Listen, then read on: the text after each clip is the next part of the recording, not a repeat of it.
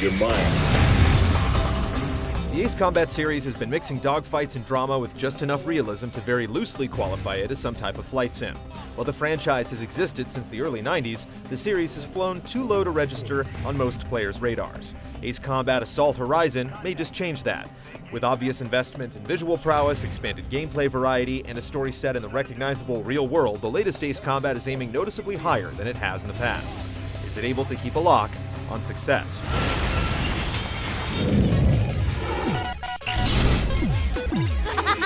I saw my death in my dreams, many times.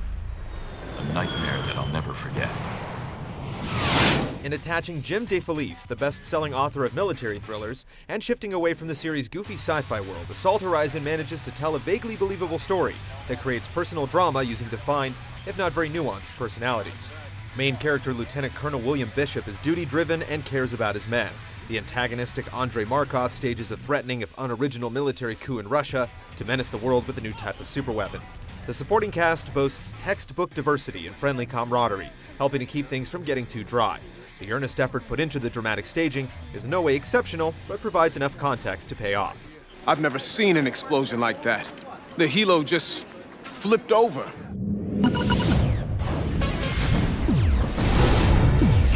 Not so good. Not so very good. Making your way through the military campaign in Assault Horizon involves completing mission after mission in a set order. There's a sense of advancement and choice provided by a steadily increasing selection of aircraft, each with their own performance parameters and special weapon options. This adds a welcome element of choice to the standard modus operandi of typical missions, which have you taking out whatever combination of air and ground targets need eliminating. While this default mode of jet combat makes up the largest portion of the game, you'll sometimes be called upon to pilot an attack helicopter in sequences that are more about carefully navigating space than fast-moving acrobatics. Further variety is achieved through missions that place you in a helicopter gunner seat, where simple aim and shoot controls, incredible body counts, precision shooting, and a healthy sense of overkill will give you light gun game flashbacks. With someone else taking care of the driving, it's a nice break from the hectic action. The gunship missions played through a night vision lens aren't as involving and can require some trial and error, but they fulfill their function by adding just a bit more variety. Trucks are toast. Assault Horizon also includes several multiplayer modes that use the same systems employed in the solo game to provide exciting dogfights and the opportunity for some coordinated team play. Outside the straightforward but enjoyable death matches, players will have to destroy ground objectives to capture points and launch a decisive attack in capital Conquest mode, or control space in the capture and hold Domination mode. These more involved game types don't easily lend themselves to casual play, but allow for interesting cooperative strategies for those who take their air combat seriously. In addition to competitive modes, single-player missions can also be replayed as difficulty-adjusted co-op runs. We could use help, Warwolf. Warwolf 1, roger.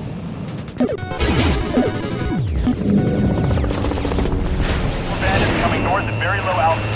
Heading is 025. Ace Combat is still primarily about downing planes and eliminating ground targets while hurtling through the air in state-of-the-art aircraft, and Assault Horizon further emphasizes over-the-top action that's unrestrained by too much realism.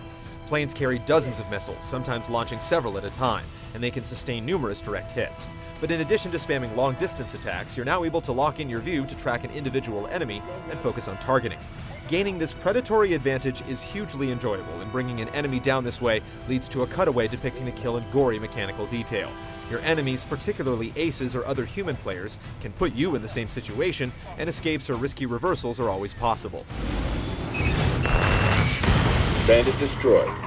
A similar system lets you engage ground targets by locking you into a path to a concentrated attack run, letting you efficiently take out important objectives and substantially livening up the ground combat.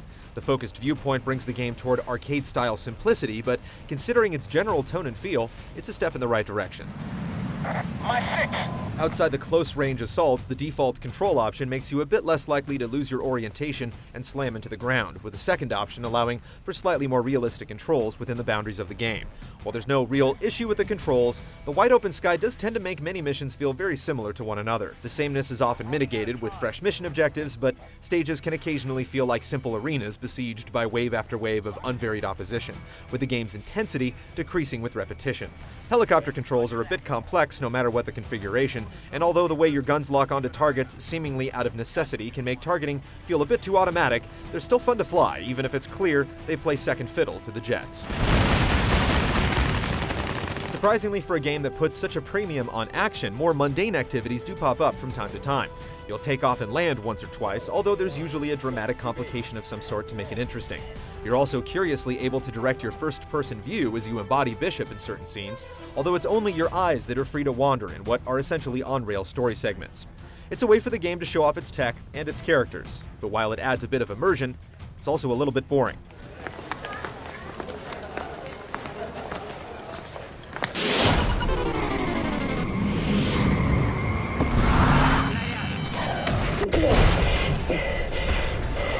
Ace Combat Assault Horizon succeeds in assembling a great audiovisual package. Fans of military hardware and slick design will certainly appreciate the visual fidelity of the aircraft, which also look great when they're being gratuitously blown apart in the kill cam.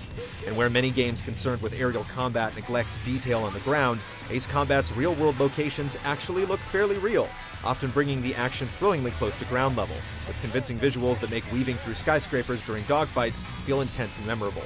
The men and women don't look as spectacular as the machines, but there's at least a bit of life in them, largely thanks to competent voice work and a script that at least aspires toward naturalistic dialogue. Oh, maybe you should try flying the thing. You're used to chasing your tail. The presentation of the game's more practical elements is slick, and the soundtrack does its best to sell Ace Combat's intentions of amped-up aerial drama. Settle up, War Wolves. We're heading back. Ace Combat may never fully overcome its identity crisis, but its latest sortie is a successful one.